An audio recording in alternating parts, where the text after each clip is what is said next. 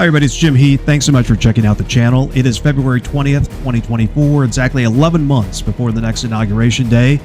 It'll either be President Biden or former President Trump who takes the oath of office to lead our country for the next 4 years. We are offering a snapshot in time, taking a look at the Electoral College map again. We should emphasize right here at the top that there is a long way to go. There is a long road ahead of us between February and November of this election year. A lot of twists and turns that are likely to come in the spring, summer, and especially in the fall, so we still have a long way to go. So these early projections are just sort of a snapshot in time without taking into consideration all the elements, all the money, all the campaigning that is going to happen in the months ahead. But as of right now, it is more good news for former President Trump. You might recall last month we had the former president winning in the Electoral College. We still do, and he's picked up a state and 10 more electoral votes. Right now, we believe that the election were today, former President Trump would win with 293 electoral votes to 245 for Joe Biden. Again, that is a pickup from January due to the state of Wisconsin. We now have taken a very close look at some of the recent polling from Wisconsin. It is still a dead heat. It's very close, but we believe that if the election were today, that by a slight margin, Wisconsin would go for the former president. So let's take a closer look, dive a little deeper into how we reach this conclusion for February by going through the different hour cycles on election night, beginning with 6 p.m. when Indiana and Kentucky will be called. Donald Trump, we believe, will win both of those states. He'll have a 19-0 lead as we hit 7 o'clock. And at that point, Virginia and Vermont will go for President Biden, put him on the board with 16 electoral votes, and the former president will pick up, no surprises here, South Carolina and Florida. We believe Florida is not competitive in this cycle, at least not yet. So that's a big state, and that's a big get for the former president. But you'll see there that Georgia is one of our 5 key states, and Georgia will be too close to call when it comes into play at the 7 o'clock hour. Moving 30 minutes ahead, you can see now Ohio, which closes its polls at 7:30. We believe Ohio will go red once again. Ohio and Florida used to be battleground states. Barack Obama carried both Ohio and Florida in 2008 and 2012. I don't think that will be the case once again this year. Both of those states likely to go for Donald Trump. And then 8 o'clock does come, and you can see a whole bunch of states are added, including the state of Illinois for Joe Biden, which puts him up to 94. But Donald Trump, 194 electoral votes. This is a very good time period, an hour for him, as Texas joins the mix with 40 electoral votes. We believe that will go to the former president, along with North Carolina.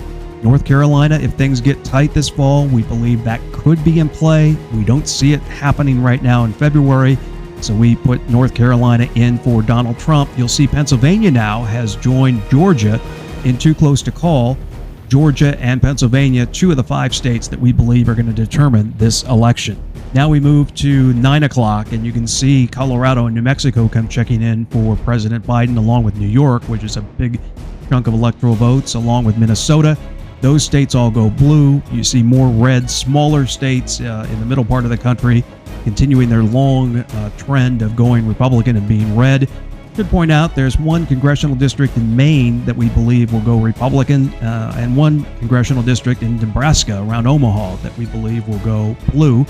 So those are the only 2 states that kind of split up their electoral votes that way, and that's why you see the individual numbers there. But this pivotal 9 o'clock hour, we have the former president at 2:15 and President Biden at 1:48.